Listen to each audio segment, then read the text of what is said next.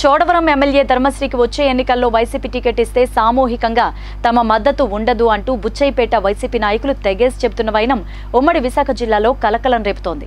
ఎన్నికలకు కొద్ది రోజులు మాత్రమే ఉన్న ఈ సమయంలో Chodavaram MLA Dharmasri Vaddadi cooperative president Donda సన్యాసిరావుపై ఎమ్మెల్యే చేయి చేసుకున్నందుకు వైఎస్ఆర్సీపీ కార్యకర్తలు నిరసన తెలిపారు.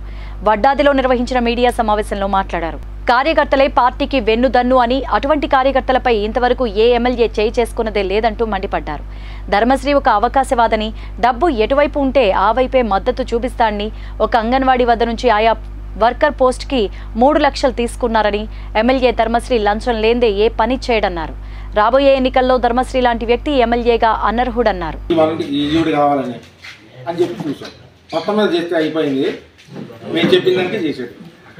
చేసి 3 లక్షల రూపాయలు డబ్బులు తీసుకున్నాం. వాళ్ళు వసంతానికి ఏంటంటే మేమే ప్రత్యక్ష సాక్షులు.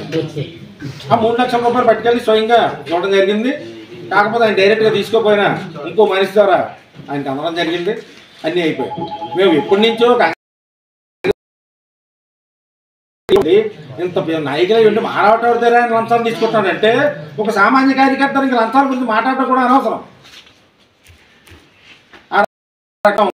శాసనసభ్యులు తీసుకొని మన ఎత్తి చూస్తున్నారు. మళ్ళీ నేను ఎలాగా రాజకీయాలు చేయాలి ఊళ్ళో అటువంటి తీసుకొచ్చి ఇప్పుడు అంటాడు నారాయణమూర్తిని తీసి పక్కనే తీశాను. మరే నారాయణమూర్తి రేపు నుంచి నువ్వు పంచాయతీకి వెళ్ళకో, పంచాయతీలో ప్రెసిడెంట్ చూసుకుంటాడు, వైస్ ప్రెసిడెంట్ చూసుకుంటాడు, వార్డు మెంబర్లు చూసుకుంటారు, రేపు నుంచి వెళ్ళకరా నువ్వు అని మా ముందు చెప్తున్నాడు. అయ్యా ఎమ్మెల్యే గారు మీకు నమస్కారం. ఎవరైతే ధర్మశ్రీ గారికి వాళ్ళందరూ కలిపి మేము మంచి ముహూర్తం చూసాం. 4-5 రోజుల్లో మరి ఒక సమావేశం ఏర్పాటు చేసుకుంటున్నాం. వాళ్ళందరినీ చర్చిస్తాం, వాళ్ళ అభిప్రాయాలు సేకరిస్తాం. వాళ్ళందరూ కలిపి ఒక నిర్ణయానికి ఇవ్వడం జరుగుతుంది.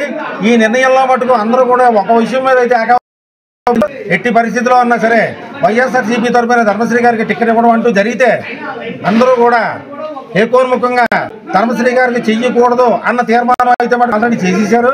కాకపోతే రాబోయే రోజుల్లో మనం ఏం చేయాలి మళ్ళీ సమావేశం ఏర్పాటు చేసుకుంటున్నాం. చేసుకొని అందాభిప్రాయాలు తీసుకొని అందరినీ ఇష్టపెట్టి అందరం కూడా ఒకే మాట మీద సర్పంచుల్ని, ఎంపీటీసీలని, అలా కోఆపరేటివ్ ప్రెసిడెంట్లని అందరినీ కలుపుకొని కూడా ఒకే నిర్ణయం తీసుకొని ధర్మశ్రీ గారికి వ్యతిరేకంగా పని చేయాలనే నిర్ణయం తీసుకుంటారని నేను ఆశాభావంతో ఉన్నాను. అది అందరి సమక్షంలో అందరి అభిప్రాయం తీసుకొని క్లారిటీగా మీ ప్రెస్ ముందుకు వచ్చి మీకు సమాధానం చెబుతామని దయచేసి ఇది గమనించవలసిందిగా కోరుతున్నాను.